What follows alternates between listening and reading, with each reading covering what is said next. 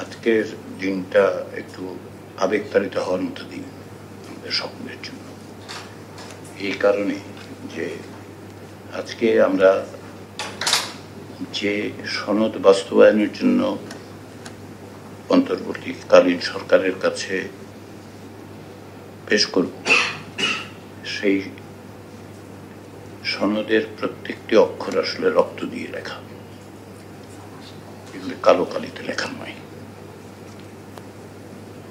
আমরা এখানে আসতে পেরেছি এই সরকার এবং বাংলাদেশের বর্তমান রাজনৈতিক যে পটভূমি, যার উপর ভিত্তি করে এই সনদ তৈরি হয়েছে, তা বিশাল গণ অভ্যুত্থান, অভূতপূর্ব গণ অভ্যুত্থান, অভাবনীয় গণ অভ্যুত্থান।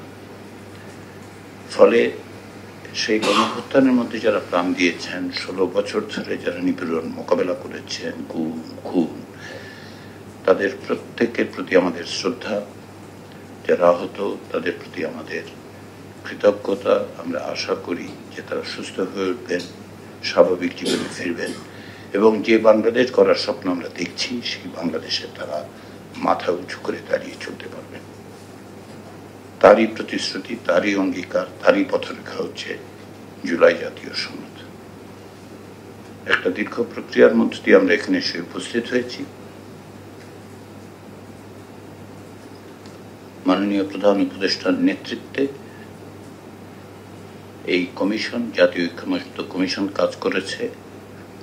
তার পটভূমি হিসেবে ছিল যে গত বছর যে সমস্ত কমিশন, বিশেষ করে 6টি কমিশনকে যা দায়িত্ব দেওয়া হয়েছিল, সেই কমিশনগুলো সে দায়িত্ব সুচারুভাবে পালন করে প্রতিবেদন তৈরি করে সুপারিশমালা তৈরি করার প্রেক্ষাপটেই আসলে জাতীয় ঐক্যমত্য কমিশনের কাজের শুরু।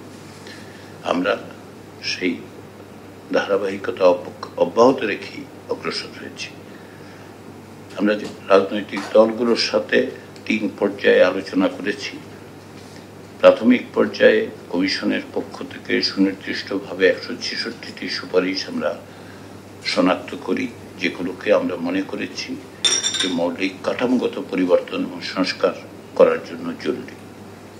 এটা আমাদের দৃঢ় বিশ্বাস ছিল কমিশনের পক্ষ থেকে যে এই সরকারের সবচেয়ে বড় যে 3টি দায়িত্ব, তার প্রধান, অন্যতম এবং প্রথম দায়িত্ব হচ্ছে একটা দীর্ঘমেয়াদী সংস্কারের ব্যবস্থা করা, যাতে রাষ্ট্র ব্যবস্থায় একটা জবাবদিহিমূলক গণতান্ত্রিক প্রক্রিয়া শুরু করা যায়। সেদিক থেকে আমরা রাজনৈতিক দলগুলোর সাথে প্রাথমিক পর্যায়ে দলগতভাবে আলোচনা করেছি, যেটা 2 মাস ধরে অব্যাহত থেকেছে এবং তার মধ্য দিয়ে রাজনৈতিক দলগুলো লিখিতভাবে, মৌখিকভাবে আলোচনার মধ্য দিয়ে তারা তাদের অবস্থান জানিয়েছেন। অনেক বিষয়ে আমাদের একমত হয়েছে, বিভিন্ন বিষয়ে আবার একমত হওয়া সম্ভব হয়নি। কিন্তু এই আলোচনা প্রক্রিয়ায় আমরা আলাদা আলাদা করে আলোচনা প্রক্রিয়ায় যেটা বুঝতে পেরেছি, সেটা হচ্ছে অন্তত পক্ষে 20টি বিষয় আছে যেগুলো রাষ্ট্রের মৌলিক সংস্কারের জন্য অনিবার্য, অবশ্যম্ভাবী এবং এগুলো না করে বাংলাদেশকে একটি নতুন বাংলাদেশে, একটি গণতান্ত্রিক বাংলাদেশে পরিণত করা অসম্ভব। তারই প্রেক্ষাপটে আমরা রাজনৈতিক দল সকলকে নিয়ে, 30টি রাজনৈতিক দলকে নিয়ে আমরা জুন এবং জুলাই মাসে অব্যাহতভাবে আলোচনা করি। আমরা এটাকে স্বচ্ছ রাখার জন্য সর্বাত্মক চেষ্টা করেছি এবং সেই স্বচ্ছতার কারণেই আমরা এটা বাংলাদেশের জাতীয় টেলিভিশনে সরাসরি সম্প্রচারের ব্যবস্থা করেছি। তাতে করে বাংলাদেশের মানুষ আসলে প্রত্যেকেই উৎসাহের সাথে, আগ্রহের সাথে লক্ষ্য করেছেন যে কোন রাজনৈতিক দল কি বলছে, আমরা কমিশনের পক্ষ থেকে কি প্রস্তাব করছি, আমরা কিভাবে একটি ঐক্যমত্য তৈরির জন্য ক্ষেত্র বিশেষে আপোষ সমঝোতার জায়গায় অগ্রসর হয়েছি।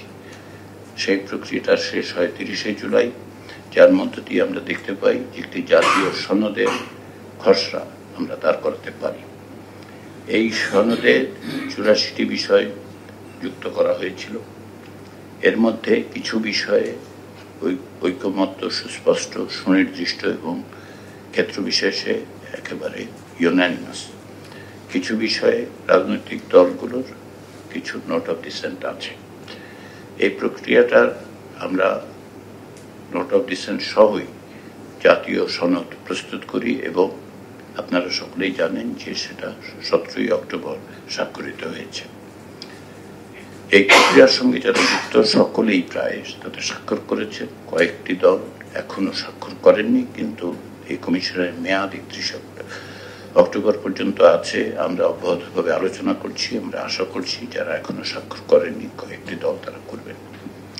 তো পাশাপাশি 31শে জুলাই যখন আমরা আমাদের সনদ প্রস্তুত করার কাজটা সম্পাদন করি, রাজনৈতিক দলগুলোর পক্ষ থেকে কমিশনকে অনুরোধ করা হয়েছিল যেন কমিশন এটি বাস্তবায়নের জন্য পদক্ষেপ গ্রহণ করে, সুপারিশ তৈরি করে।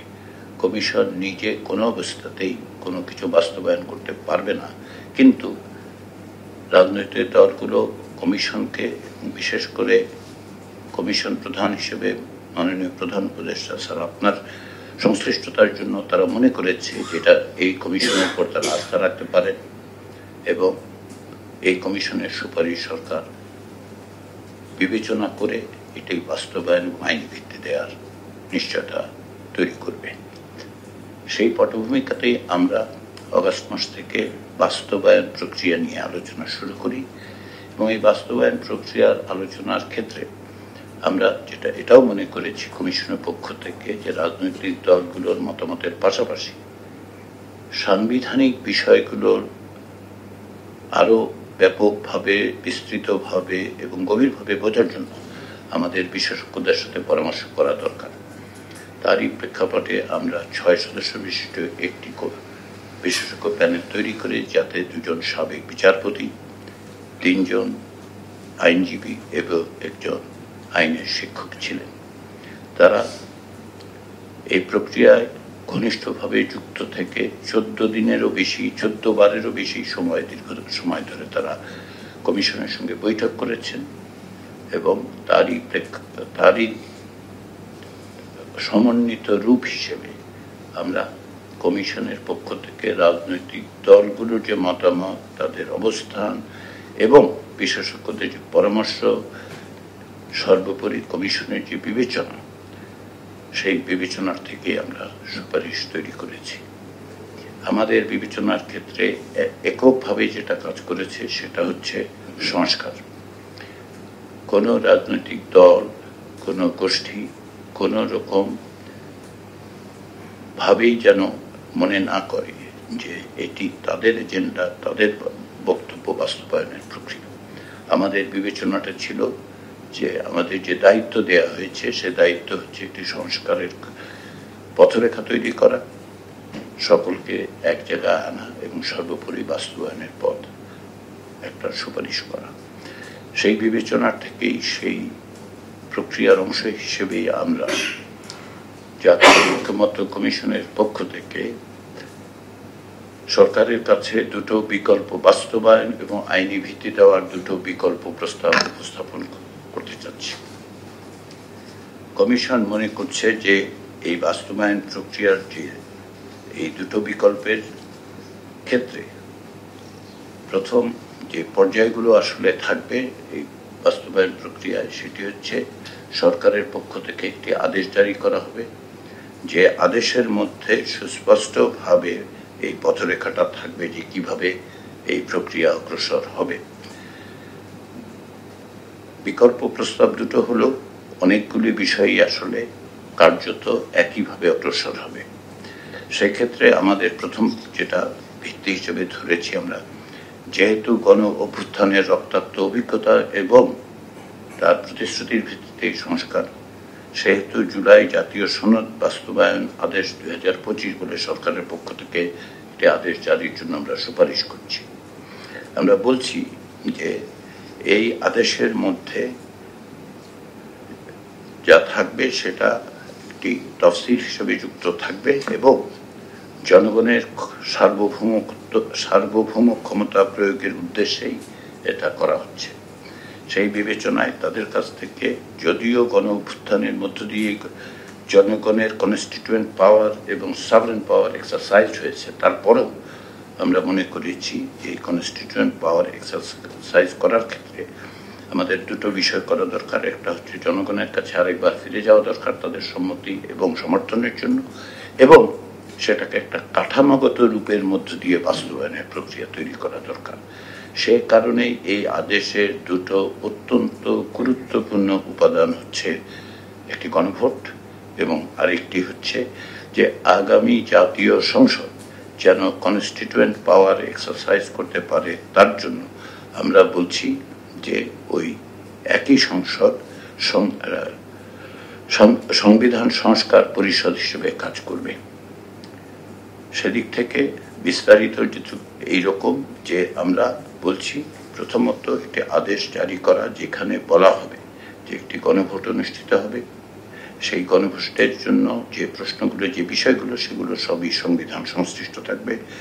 আমরা 48টি বিষয় চিহ্নিত করেছি যেগুলোর ব্যাপারে জনমতের প্রয়োজন, কিন্তু এর মধ্যে এটাও উল্লেখ করা দরকার যে 30টি বিষয়, যে 48টি বিষয় তফসিলে যুক্ত করার কথা আমরা পরামর্শ দিচ্ছি, সুপারিশ করছি, তার 30টি বিষয়ে সকল প্রধান রাজনৈতিক দলগুলো সহ বৃহদাংশের ঐকমত্য আছে। বাকি 18টি বিষয়ে কিছু কিছু ভিন্ন মত আছে। তারপরে আমরা মনে করি যে তফসিলে 48টি বিষয় সংশ্লিষ্ট করে একটি প্রশ্নের মাধ্যমে, অর্থাৎ জনগণ এই আদেশ দেওয়ার ক্ষমতা যে সরকার এক্সারসাইজ করছেন সেটাকে যেন তারা সমর্থন করেন, সেই প্রশ্ন করা, এবং এই সংস্কার প্রস্তাবগুলোর ক্ষেত্রে তাদের সমর্থন আছে কিনা সেটা যেন তারা জানাতে পারেন।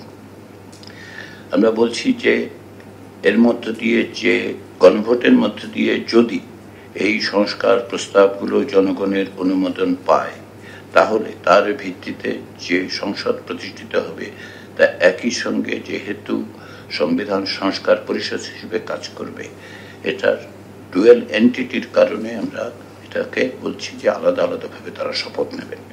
একই ব্যক্তি, নির্বাচিত ব্যক্তিরাই শপথ গ্রহণ করবেন, প্রথমত জাতীয় সংসদের সদস্য হিসেবে এবং পাশাপাশি সংবিধান সংস্কার অ্যাসেম্বলির পরিষদের সদস্য হিসেবে। সংবিধান সংস্কার পরিষদ 270 দিনের মধ্যে যে সমস্ত বিষয়ে গণভোটের মধ্য দিয়ে যে সমস্ত সংবিধান সংস্কারের জন্য জনগণের সম্মতি পাওয়া গেছে সেগুলো তারা বাস্তবায়ন করবেন। এটা হচ্ছে আমাদের একটি প্রস্তাব যে তারা 270 দিনের মধ্যে এই বাস্তবায়ন নিশ্চিত করবেন। এখন এর পাশাপাশি আমরা যে দ্বিতীয় বিকল্প প্রস্তাবটা দিচ্ছি, এই পর্যন্ত যে প্রক্রিয়ার কথা আমরা বলছি সেটা হচ্ছে আদেশের ভিত্তিতে গণভোট, গণভোটের মধ্য দিয়ে জনগণের সম্মতি আদায় এবং একটি সংবিধান সংস্কার পরিষদ গঠন। সংবিধান সংস্কার পরিষদ তখনই কেবলমাত্র গঠিত হবে যদি গণভোটে সকলের সম্মতি পাওয়া যায়, অন্যথায় নির্বাচনের মধ্য দিয়ে যদি সংসদ নির্বাচিত হয় সংসদ তার স্বাভাবিক প্রক্রিয়ায় অগ্রসর হবে। আমরা কনস্টিটিউয়েন্ট পাওয়ারটা মনে করি যে এটা সুস্পষ্টভাবে সুনির্দিষ্টভাবে থাকার জন্য এই সংবিধান সংস্কার পরিষদ বলে এটি চিহ্নিত হওয়া দরকার, যাতে করে আমরা এটার এটা প্রতিষ্ঠা করতে পারি যে ত্রয়োদশ জাতীয় সংসদ আগের যে কোনো জাতীয় সংসদ থেকে সম্পূর্ণ ভিন্ন। কেবলমাত্র ভিন্ন পটভূমিতেই তৈরি হয়েছে তা নয়, সে একটা ভিন্ন দায়িত্ব নিয়ে তৈরি হয়েছে। ফলে আদেশের অধীনে গণভোটের সংবিধান সংস্কার পরিষদ গঠিত হবে এবং সংবিধান সংস্কার পরিষদ 270 দিনের মধ্যে এই সংস্কার প্রস্তাবগুলো বাস্তবায়ন করবে। এখানে একটি পঞ্জিকা দিবসের কথা আমরা বলেছি এবং এর প্রক্রিয়া পদ্ধতি সমস্তটাই তারা নিজেরাই রুলস অফ প্রসিডিওর তারা তৈরি করে নেবেন। আমরা সরকারকেও বলছি না, আমরাও পরামর্শ দিচ্ছি না, এটা একটি বিকল্প হিসেবে আমরা বিবেচনা করেছি, আমরা সুপারিশ করছি। সেক্ষেত্রে এর সঙ্গে একটি বিষয় যুক্ত আছে, সেটা হচ্ছে এই যে উচ্চকক্ষ গঠন, বিশেষত ভোটের সংখ্যানুপাতে উচ্চকক্ষ গঠন যেভাবে আলোচনা হয়েছে এবং সিদ্ধান্ত হয়েছে নোট অফ ডিসেন্ট সহ, সেটা হচ্ছে যে উচ্চকক্ষ প্রপোর্শনাল রিপ্রেজেন্টেশন, যেটা সংখ্যানুপাত ভোটের সংখ্যানুপাতে হবে প্রাপ্ত ভোটের। এখন যদি প্রাপ্ত ভোটের সংখ্যানুপাতে হয়, এটাও সকলে সিদ্ধান্ত হয়েছে যে আসলে নির্বাচনে, জাতীয় সংসদ নির্বাচনের আগেই উচ্চ কক্ষের যারা সদস্য হবেন তাদের নামের তালিকা প্রকাশ করতে হবে। কিন্তু এখন যেহেতু এই মুহূর্তেই উচ্চ কক্ষের তালিকা প্রকাশ করার, গণভোটে যদি এটা গৃহীত না হয় তাহলে উচ্চ কক্ষের তালিকা প্রকাশ করার কোনো বাধ্যবাধকতা থাকতে পারে না। সেই বিবেচনায় আমরা যেটা বলেছি সেটা হচ্ছে যে উচ্চ কক্ষের যদি সম্মত হয় তাহলে সংসদ বসার পরে সুনির্দিষ্ট সময়ের মধ্য দিয়ে তারা এটি নিশ্চিত করবেন যে উচ্চ কক্ষ ভোটের সংখ্যানুপাতে গঠিত হচ্ছে। এটা আমাদের 45 দিনের মধ্যে। তখন এই প্রথমবারের মতো এই এক্সেপশন ওয়েভটা করা হচ্ছে যে যাতে কোন রকম এইটাই বাধা হয়ে না দাঁড়ায়। সেই ক্ষেত্রে আমাদের অনুমান 270 প্লাস 45 দিনের মধ্যে প্রায় এটা 1 বছর লাগবে। অর্থাৎ যদি 2026 সালেও ভোট নির্বাচন হয় তাহলে সম্ভবত 2027 সালে গিয়ে আমরা একটা উচ্চ কক্ষ পাবো, উইথ দ্য ক্যাভিয়ার্স যেগুলো আমরা বলেছি। সেই ক্ষেত্রে ওই উচ্চ কক্ষের মেয়াদ, প্রথম উচ্চ কক্ষের মেয়াদ আসলে নিম্নকক্ষ যতদিন বহাল থাকবে ততদিনই হবে। সেক্ষেত্রে এটা প্রকৃতপক্ষে 4 বছর হবে। এটা হচ্ছে আমাদের প্রস্তাব যে এইভাবে অগ্রসর হওয়ার ক্ষেত্রে গণভোটের যে প্রশ্ন করা হবে তার যে তফসিল সেখানে যেটা থাকবে সেগুলো হচ্ছে আমাদের দিক থেকে কমিশনগুলোর পক্ষ থেকে উত্থাপিত প্রস্তাব যেগুলো আলোচিত হয়ে সিদ্ধান্ত হয়েছে। আমি সিদ্ধান্ত শব্দটার উপর জোর দিতে চাই যে সব বিষয়ে যে সিদ্ধান্ত হওয়ার অর্থ ঐকমত্য হওয়ার তা নয়। ঐকমত্যের বিষয়টা হচ্ছে 30টি বিষয় আমরা বলতে পারি ঐকমত্য হয়েছে, 18টি বিষয়ে অধিকাংশ কিংবা সংখ্যাগরিষ্ঠ কিংবা বৃহদাংশ ক্ষেত্র বিশেষে 3/4 দল একমত হয়েছে, কয়েকটি দল ছাড়া। তারা ওই সিদ্ধান্তের ব্যাপারে নোট অফ ডিসেন্ট দিয়েছেন। আমরা মনে করি আমাদের সুপারিশে আমাদের বক্তব্য হচ্ছে যে এই ব্যাপারে জনগণের মতামতটা আমাদের জানা প্রয়োজন। সে কারণেই তফসিল এটা অন্তর্ভুক্ত থাকবে যেভাবে আলোচনার সময় গৃহীত হয়েছে, সিদ্ধান্ত হয়েছে। এটা হচ্ছে আমাদের প্রথম প্রস্তাব। তাহলে একটা আদেশ হবে, গণভোট হবে, গণভোটের মধ্য দিয়ে এটা গ্রহণযোগ্যতা গ্রহণ করা হবে, সংবিধান সংস্কার পরিষদ তৈরি হবে, 270 দিনের মধ্যে তারা এগুলো বাস্তবায়ন করবেন এবং 45 দিন মধ্যে, পরবর্তী 45 দিন বা আগেও যে কোনো সময় তারা আসলে সর্বোচ্চ 270 প্লাস 45 এর মধ্যে তারা আবার হাউস তৈরি করবেন, এইভাবেই ফাংশন করবে। এটা হচ্ছে আমাদের প্রস্তাব।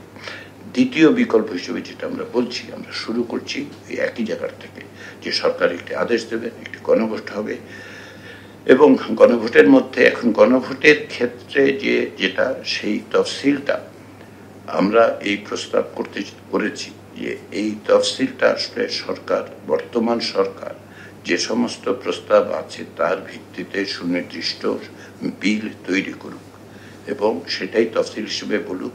যে যেমন ধরুন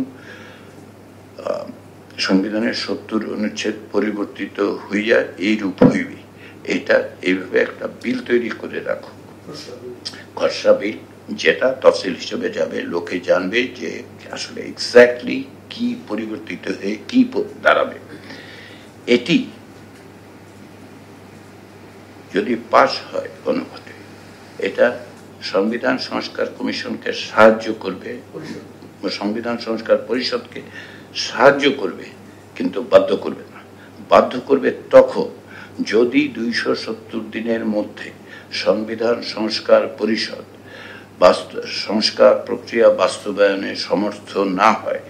কেবলমাত্র সেই রকম পরিস্থিতিতে এই যে বিল সরকারের তৈরি করা সেগুলো সংশ্লিষ্ট অনুচ্ছেদে সংবিধানে স্বয়ংক্রিয়ভাবে যুক্ত হবে। আমরা কোন অবস্থাতেই, অনেকেই যেটা হয় সাধারণত যে কোনো রকম কনস্টিটিউয়েন্ট অ্যাসেম্বলি বা এই ধরনের সংবিধান সংস্কার পরিষদ তৈরি হলে সারা পৃথিবীর অভিজ্ঞতা হচ্ছে এক ধরনের পিউনিটিভ মেজার রাখা, যেটা আইদার ডিসলভ করে অথবা আমরা সেটা বিবেচনা করে মনে করেছি যে এরকম কোনো পিউনিটিভ মেজার রাখা সঠিক হবে না বাংলাদেশের রাজনৈতিক সংস্কৃতির বিবেচনায় এবং ভবিষ্যতে রাজনৈতিক অস্থিতিশীলতা তৈরি করার কোনো রকম রেসিপি আমরা দিতে পারি না। আমরা সেই কারণেই বলেছি যে সংসদ অব্যাহত থাকবে, এগুলো সংশ্লিষ্ট সংযুক্ত হয়ে যাবে এবং দেশ শাসিত হবে এবং দেশের প্রশাসনে কোনো রকম যাতে ব্যত্যয় না ঘটে, কোনো রকম বিরূপ পরিস্থিতির সৃষ্টি না হয়। অনেকেই আমাদেরকে প্রশ্ন করেছেন পিউনিটিভ মেজার, কারণ সারা পৃথিবীতে তাই, আমাদের অভিজ্ঞতা তাই, আপনারা সকলে নিশ্চয়ই জানেন। ফলে আমরা পিউনিটিভ বলছি না এটাকে কোনো অবস্থাতে। আমরা দৃঢ়ভাবে বিশ্বাস করি, গভীরভাবে আস্থা রাখি যে বাংলাদেশের নাগরিকরা যে জনপ্রতিনিধিদের তৈরি করবেন তারা নিঃসন্দেহে নিশ্চিতভাবে সংস্কার প্রক্রিয়াকে অগ্রসর করার জন্য 270 দিনের মধ্যে প্রয়োজনীয় সংশোধন, সংযোজন, বিয়োজন, পরিবর্তন, পরিমার্জন যা যা প্রয়োজন হবে তারা তা করবেন। এ বিষয়ে আমরা আস্থা রাখতে চাই, আমরা দৃঢ়ভাবে বিশ্বাস করতে চাই। সে কারণেই আমরা কখনোই এই শব্দটি ব্যবহার করিনি এবং আমরা অনুরোধ করব যখন সংস্কারের প্রস্তাবটি সর্বসমক্ষে আলোচিত হবে, আমি এখানে আমার কমিশনের সঙ্গে যারা সংশ্লিষ্ট তাদের এবং উপদেষ্টা পরিষদে যারা আছে তাদের প্রতি আমাদের পক্ষ থেকে আন্তরিক অনুরোধ থাকবে এটা যেন কোনো অবস্থাতেই পিউনিটিভ মেজার না বলা হয়, কারণ এটা পিউনিটিভ মেজার নয়। সংসদ থাকবে, কারো বিরুদ্ধে কোনো আমরা আস্থাটা রাখতে চাই। তাহলে আমাদের দুটো বিকল্প প্রস্তাবে আসলে কার্যত একই জায়গার থেকে শুরু হবে। শুধুমাত্র পার্থক্য যেখানে হবে সেটা হচ্ছে যে হয় সরকার এখন প্রস্তাবগুলো তফসিলে দিয়ে বলবে, তাতে করে যেটা হবে যে পরে সংবিধান সংস্কার পরিষদ সেগুলোকে আইনি রূপ দেবে 270 দিনের মধ্যে। আর যদি মনে হয় যে 270 দিনের ক্ষেত্রে এটা বাস্তবায়ন যদি না হয়, সেরকম কোন রকম আশঙ্কা তৈরি হয়, তাহলে পরামর্শ হিসেবে এই সরকার এই বিলটা তৈরি করেই তফসিলে দিয়ে গণভোটে যেতে পারে। তাতে করে সুবিধে যেটা হবে এই বিকল্পে যে কোনো অবস্থাতেই ভবিষ্যতে সংবিধান সংস্কার পরিষদের কাজের ক্ষেত্রে এমন রকম দাঁড়াবে না যে সেটা ফেল করেছে, এবং ফেল করার কারণে কোনো অবস্থাতেই বাংলাদেশে যেন রাজনৈতিক অস্থিতিশীলতা না তৈরি হয়।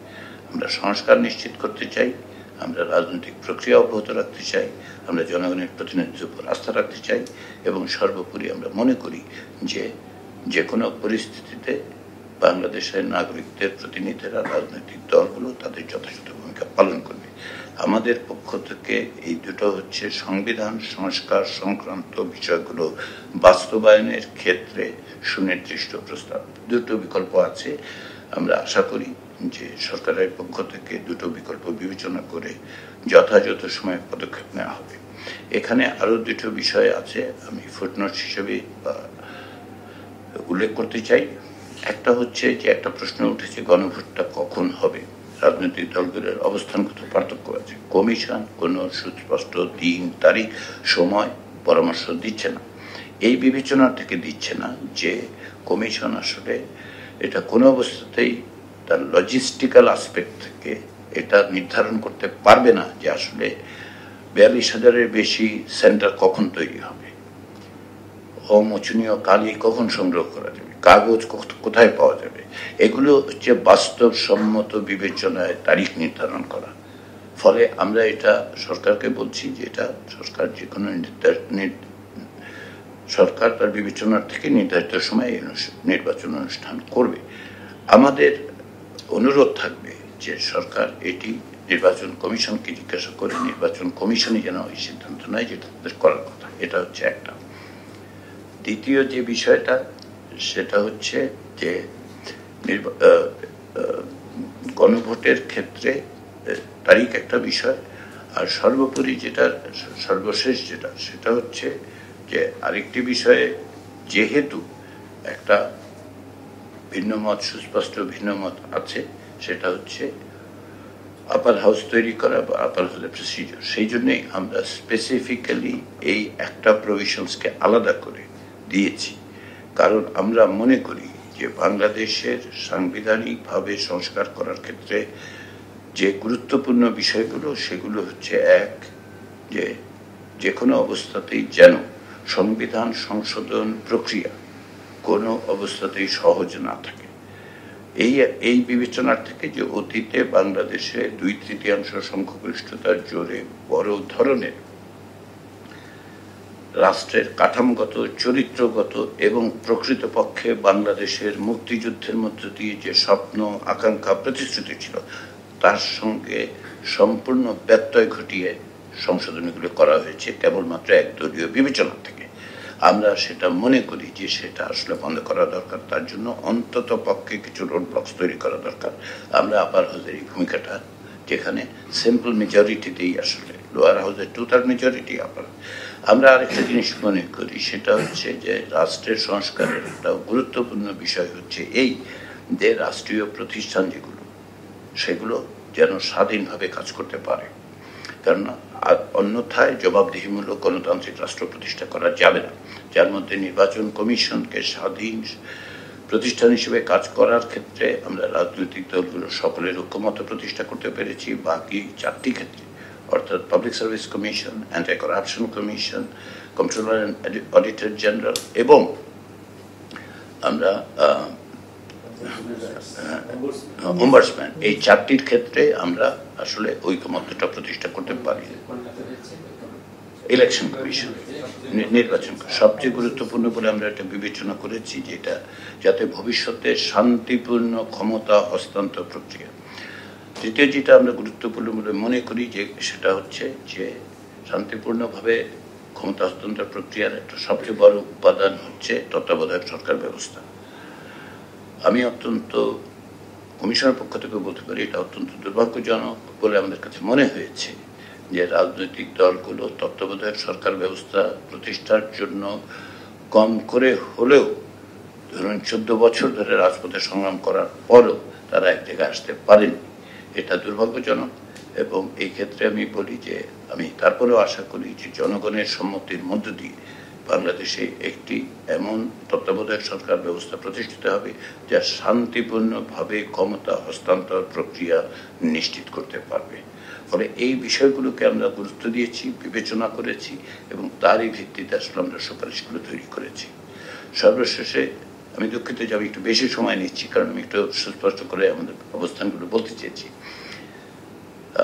সর্বশেষ যেটা আমাদের কাছে মনে হয়েছে এবং যেটা আমরা বলতে পারি অত্যন্ত নির্দ্বিধায়, সেটা হচ্ছে এই যে আমরা যে সুপারিশ করছি সেই সুপারিশ কোনো দল বা কোনো রাজনৈতিক দলের যে সমস্ত আশা, আকাঙ্ক্ষা, চাওয়া পাওয়ার বিষয় আছে তার সঙ্গে সম্পূর্ণভাবে সঙ্গতিপূর্ণ হবে এরকম মনে করার কোনো কারণ নেই। যে কারণে আমি অনুমান করি যে রাজনৈতিক দলগুলোর থেকে ভিন্ন মত আসবে এবং সেই ভিন্ন মতের পরিপ্রেক্ষিতে আমি আশা করি সরকার অত্যন্ত দৃঢ়তার সঙ্গে এগুলো মোকাবেলা করবেন এবং বাংলাদেশে ভবিষ্যতের পথরেখা নির্ধারণ করতে হলে আমি অতীতে এই কক্ষেও একাধিকবার বলেছি, আবারও বলি, বাংলাদেশের যতগুলো নির্বাচন হয়েছে তার মধ্যে আগামী নির্বাচনটা সবচেয়ে গুরুত্বপূর্ণ এই কারণে যে সাধারণত একটি দেশ ফাউন্ডেশনাল ইলেকশনের সুযোগ পায় না। আমরা ফাউন্ডেশনাল ইলেকশনের সুযোগ পাচ্ছি। এটা একটা সুযোগ ছিল 1973 সালে, সেটা আমরা ব্যবহার করতে পারিনি। আমরা তিনবার গণতন্ত্র উত্তরণের সুযোগ পেয়েছি, আমরা সেটা ব্যবহার করতে পারিনি। এই চতুর্থবারের মতো আমরা গণতান্ত্রিক প্রক্রিয়ার দিকে অগ্রসর হচ্ছি, কিন্তু এই নির্বাচন নির্ধারণ করবে কি কারণে। যদি আমরা সংবিধানের এই সাংবিধানিক সংস্কারগুলো করতে পারি তাহলে যেটা হবে সেটা হচ্ছে আমরা একটা স্থায়ী ব্যবস্থার দিকে অগ্রসর হব এবং সেটা নিশ্চিত করা আমার কাছে মনে হয়েছে। তার জন্য অতীতে গত 1 বছরের বেশি সময় ধরে এই সরকার বিভিন্ন সময় যে পরিস্থিতি মোকাবেলা করেছে এবং অনেক ক্ষেত্রে যে দৃঢ়তা দেখেছে তার চেয়ে অনেক বেশি দৃঢ়তার সঙ্গে এটা পরিস্থিতি মোকাবেলা করে অগ্রসর হতে হবে। এর আসলে প্রকৃত পক্ষে কোনো বিকল্প নেই। সর্বশেষ আমি কমিশনের সমস্ত সদস্যকে আন্তরিকভাবে ধন্যবাদ জানাই। আমার সৌভাগ্য হয়েছে তাদের সাথে কাজ করার। আমি কৃতজ্ঞতা প্রকাশ করি মাননীয় প্রধান উপদেষ্টা আপনার কাছে যে আপনি আমাকে এই দায়িত্ব দিয়েছিলেন।